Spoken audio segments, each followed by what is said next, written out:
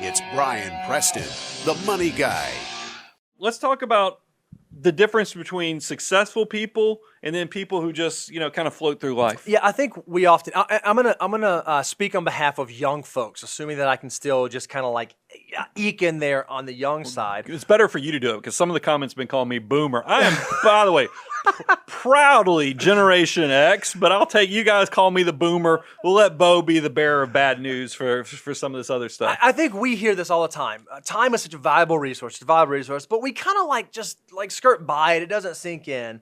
And I remember at the end of his life, T. Boone Pickens wrote that note, right? And I remember we shared that on our show where he was talking about, I've had all the wealth and I've had all the trappings, I've had all the success and all this stuff, but I'd give it all up for a little bit more time. Yeah. And I think if we all kind of lived our lives that way and thought about the decisions we made in that aspect, I think it would be a game changer for us. For sure. I mean, because I think there's a lot of times look, I won't pick on anybody. I'll actually pick on myself. Okay. Self-deprecation seems to work even better. Is that I know in my early 20s, I was getting all my certifications. That's when I was getting my CPA. That's when I studied for the CFP exam. And then I remember after I passed all those certification exams, I felt like the hours just were like huge. I was like, wow, this is so much great time. because I was spending so much time studying previously. But then you go to the next stage of life where after you get married and you start having children, I look back at those years from my mid-20s to late 20s when I had my first child.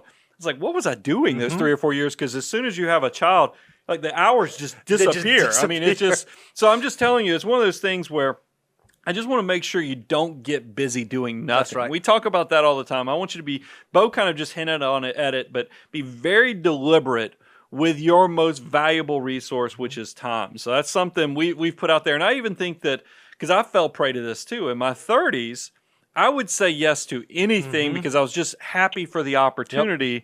And we have, the Oracle from Omaha has some thoughts on that. Yeah, Warren says that the difference between successful people and really successful people is that really successful people say no to almost everything. Now, I imagine here he's talking about investments and that sort of stuff. You don't just jump on everything. But I think it's so true for our time. And frankly, I think I'm coming out of this right now. I think I've just come through a season of my life where I was doing all these different things and in all these different groups and participating on the stuff. And I was like, holy cow, I've lost control of my time. I've lost control of my most valuable resource, and it happens quickly. Well, I think because we have a friend who's good in business, and he says you never know when you've worked your best day. That's right. So I think when you're younger, you're thinking, well, I'll go take this opportunity here. I'll take this opportunity here. I'll take this board seat. I'll take this meeting here, because you just never know what's going to turn into something. And in some ways, that's true. But I think that you should be very deliberate, because I think that's I have in parts of my life, I've just kind of been too free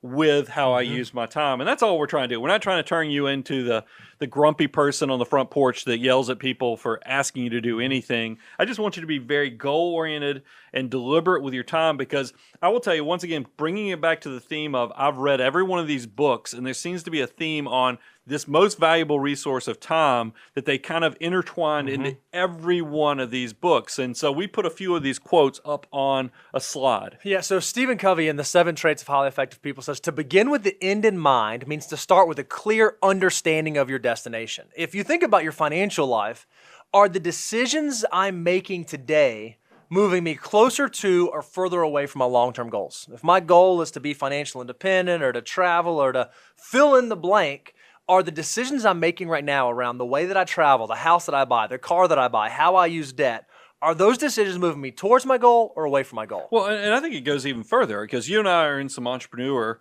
organizations where I know we have accountability when we're setting goals is, are they actionable? Yep. And then I would even go a step further and say, have you turned your dream into an actionable plan by writing it down? Because I think it's floating around out there into daydream land if you haven't actually written it down. Yep.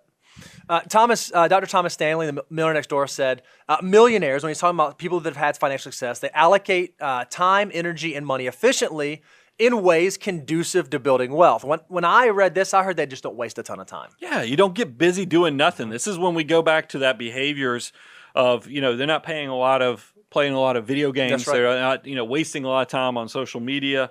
They're very efficient, and they're looking at that very powerful resource of time as a commodity that they're not going to take for granted. And then Chris Hogan, in his book Everyday Millionaires, this is the most recent publication of the three. He said, millionaires take personal responsibility, practice intentionality, and are goal-oriented. And they work hard in order to build their wealth. Again, when they make decisions, when they do things, it's for a specific purpose. It's moving towards a specific goal. So be deliberate with your time. Love That's it. the biggest takeaway, I would say. Be goal-oriented, but also write those plans down.